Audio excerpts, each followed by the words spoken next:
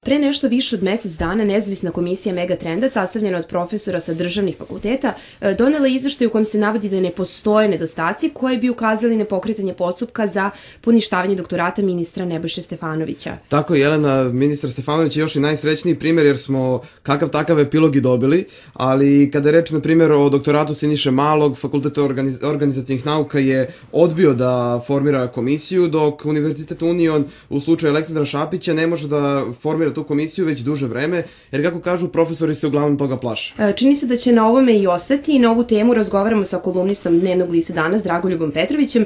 Gospodine Petroviću, da li je ovaj epilog donekle i bio očekivan? Pa mislim i bio je očekivan, jer meni se čini da u ovoj zemlji se nekako političari time koriste samo u dnevno političke svrhe, odnosno zabrinuti se da otkrivanje jednog plagijata može dovesti do domino efekta, pa će da se otkriju njihovi plagijati, pošto čini se da, pošto imamo ovdje slučaj i Aleksandra Šapića koji je u jednoj stranci i Nebojše Stefanovića koji je u vladajućoj stranci, znači ovaj u opozicionoj, meni se čini da su njih dvojica samo egzemplari, a da postoji u tim strankama puno ljudi koji su na jako sumnjive načine došli do diploma i došli i doktorirali i masterirali, da ne govorimo o tome da i predsjednik države pod sumnjom da je na sumnjiv način pod stare dane završio fakultet, odnosno i master posle toga. Malo njih je studiralo kad se studira, završiš srednju školu, pa onda ideš na fakultet i završiš ga u nekom razumnom roku, nego vi kad pogledate kod naših i opozicijnih i vladajućih političara, svi su oni imaju neke diplome koje su stekli, ne znam, sa 38, 62, 54 godine i tako dalje. Recimo imate slučaj Nebojše Stefanovića za koga se zna da je studirao i prava i medicinu, pa onda nekada otišao na Megatrend gde je glad prošao i osnovne studije i sve ostalo posle toga i na kraju je to doktorirao i najvažnije u stvari u tom celom slučaju da je Aleksandar Vučić rekao da je taj doktorat, mislim, odličan. Da, a ako se političari neće baviti time i rekli ste ni opozicijni političari, ko bi trebalo onda da se bavi?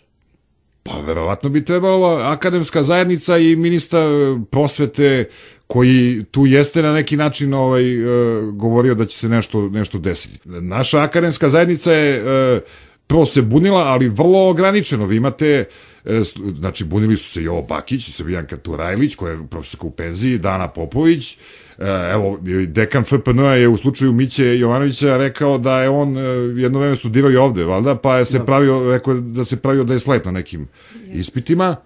A gde sad tu problem? Jer kada 4 profesora iz celokupne akademske zajednice samo javno izađu i kažu da, to jeste plagijat, a ostali ćute o tome, gde je tu problem? Zašto se ostali ne osjećaju uvređenim što im je neko pljunuo na profesiju, što im je neko doveo u pitanje zanimanje? Kao što sam rekao da se političari međusobno štite i nisu baš ni oni mnogo zainteresovani da se to reši, ja pretpostavljam da i u akademskoj zajednici ima ljudi koji ne bi da se to mnogo otvara, s obzirom da bi onda moglo da se otvori u njihovom dvorištu. Možda akademska zajednica neće da to radi iz jednostavnog razloga što kao imamo i mi sad važnijih problema nego imamo da li je doktorat Neše Stefanovića plagijat i da li, ne znam, je diploma nečija kupljena i tako dalje. Mislim, pošto u ovoj zemlji je možda to sad najmanji problem, ali fakulteti očigledno jako loše stoji sa financijama i studenti se bune i tako dalje. I sad, možda te stvari nisu bitne, ali one sistemski jesu bitne, jer vi ćete za 10 godina i već i sad imati uglavnom neke diplomirane i doktore i tako dalje koji su to uradili mimo zakona, evo, tako da kažem. A što mislite, odakle kod profesora taj strah da uđu u komisiju koja će da odlučuje o tome da li je nešto plagijat? Pa to vam je vrana vrani oči ne vidi, znate, nikad se neće, recimo kad pišete u novinama o aferi u nekoj bolnici, onda nijedan lekar faktički neće da vam kaže ništa protiv svog kolega lekara. I ja mislim da je to slučaj i sa profesorima, jer ne bi, mislim, akademska zajednica je mala i poznaju se međusobno i sad ne bi oni da se zameraju jedni i drugima mnogo. Ali nije li baš suprotno, ne govorili plagijat Malog i Stefanovića protiv profesora na ekonomskom fakultetu, na primjer Dane Popović, ili profesora koji su to stekli na legalan način svojim trudom i radom? Pa jeste, ali ja pre mislim da je to da oni neće da se zameraju jedni drugima, eto. i onda tih 4-5 ljudi koji su se i bunili, onda oni vide da to, mislim, ničemu ne odi, mislim, to je prosto, shvate da su, i oni se ubacili u neku funkciju dnevne politike. U junu je napravljen neki protest na Trgu Republike gde sam ja govorio i baš je bio povodom tog doktorata Nebojše Stefanovića. Na protestu je došlo 200 ljudi koji su se valjda okupili preko Facebooka, tako su mi rekli ti organizatori koji su zvali, i tu je govorio Jovo Bakić i ja sam govorio, ali ja sam više govorio o slobodi medija, i Darko Mitrović iz Mentalnog razgibavanja takođe govorio o slobodi medija, i to niko nije propratio, to je bilo po nekim sajtovima onako sakriveno. Mislim da je BS2 pustio jedno 5-6 sekundi kao da je bio taj protest. Mislim, ja i shvatam, jer taj protest je bio ako jadan, jer nas je bilo 200 i tamo s megafonom smo pričali, i onda jedino što je bilo za njima na tom prstu, gde se videlo da recimo vlast boli ta priča o doktoratu, što se negde u pola protesta pojavila neka grupa mladih naprednjaka sa nekim, napravila kontramiting. Ali mislim, iz potpuno iracionalnih razloga, jer mislim, nas 200 tamo stoji, niti to može nekog da ugrozi, niti to prenose mediji, i sad se oni pojavljuju i sad očigledno to njih tišti. Neko im je rekao, sad vi dođete tu pa donesete transparente, pa oni su donali neke transparente koji su opet bili potpuno besmisleni, kao, znači, to nije bio stranački skup, oni nose transparente, ne znam, Živkoviću vrati vinograd, Pajtiću vrati Razvojnu banku, neke priče, ko da smo mi sad došli da, rušimo Nešu Stefanovića zato što je on tako pošten čovjek. Ili najboljše premijera. Pa da, i sad imate tu, znači, to njih tišti, zato možda i to i vlast malo zataškava, jer vi vidite, ako vi pravite protest, došla neka šaka jada ljudi, a dolje napravite kontramiting, šta bi bilo tek da se to otkrije da je to plagijat, da neko kaže neka komisija, mislim, onda šta bi onda oni radili, mislim. Direktan udar na premijera. Pa da, mislim, kao, pošto Nebojša Stefanović jeste njegov najbliži saradnik, mislim, postavio ga za ministra policiji, sad bi vi tu napravili kako sad čovjek koji se boji protiv kriminala da je prepisivao, mislim, i tako bavio se nekim čudnovatim rabotama. Evo sada kada smo kod premijera Vučića, on je povodom analizi istraživača sa Britanskog univerziteta rekao da gluplje obrazloženje nije čuo. I da li je tada moglo da se kaže da smo već tada znali kako će se sve ovo završiti? Da li je tada bilo rešeno? To je očigledno, jer faktički Vučić je presudio, on je pročito, rekao, taj doktorat i rekao je da je to njemu okej. Mislim, dobro, pazite sad, Vučić jeste bio jedan od najboljih studenta, ako ne i student generacije pravnog fakulteta. Ali koliko je on kompetentan da... Pa ne, mislim, ne mora da znači da nije kompetentan. Mislim, njegova diploma se ne dovodi u obzir i ljudi koji su studirali s njim kažu da je bio jako dobar student.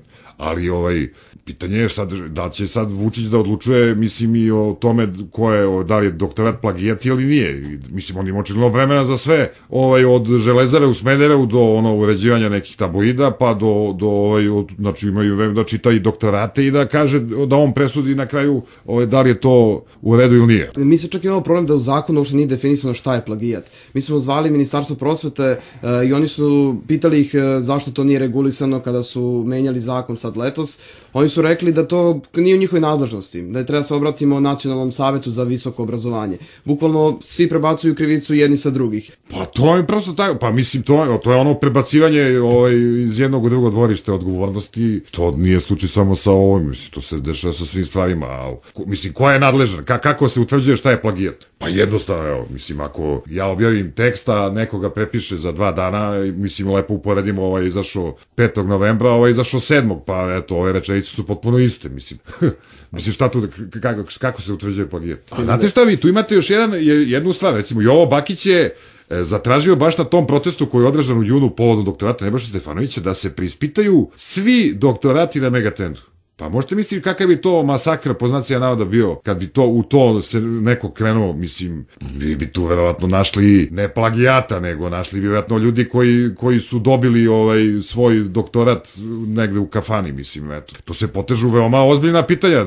A šta mislite, ko je spreman da krene u to? Trenutno, mislim, niko nije spreman. Sem ovih, to kažem, tih par profesora koji, eto, su se bunili uvek, evo, za posljednjih 10, 15, 20 godina, kad god je neki problem u zemlji, pojavio se Srbijanka Turajlić, Jovanović, onda je kasnije počeo, pošto je mlađi Jovo Bakić i eto ima Dana Popović i to imate možda par profesora ima i na FPN-u, jel? Prosto ostali nisu ni zainteresovani. Možda su bili zainteresovani 90-ih kad je država bila onako, kad smo svi bili na jednoj strani. A sad su ljudi malo ismučilo to da se valjaju u tom blatu sa nekim dnevnom politikom i tako dalje i da možda ispadu na kraju smešni. Ih provlače neki tabloidi ili Pink da zdovati pa da provlači po vestima ili Informer po svojim stranicama zato što se pita da li taj doktorat plagijat ili nije. A šta mislite, zašto se studenti ne pobune? Ako već profesori neće? Pa meni je to čudno. 90-ih su studenti bili jedan od stubova borbe protiv Miloševićevog režima. Ove generacije studenta, ono što je rekao Tijanić, pa mislim šta vi ljudi sad, ko ste vi ljudi u stvari, pitaju u jednom svom tekstu, a mislim da je to bilo predanje upravo na Fakultetu političkih nauka. Nekako su studenti učaurili, mislim čast izuzecima, ali vi faktički